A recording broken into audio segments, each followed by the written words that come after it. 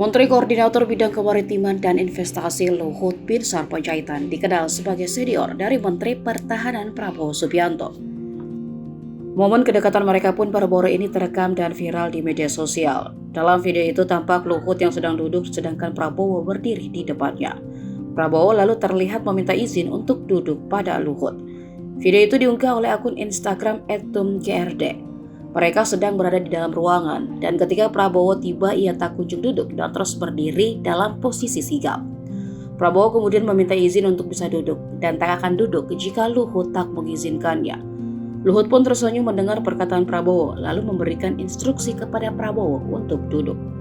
Setelah diberi instruksi duduk oleh Luhut, barulah Prabowo duduk. Tampak Luhut terus tersenyum melihat sikap Prabowo.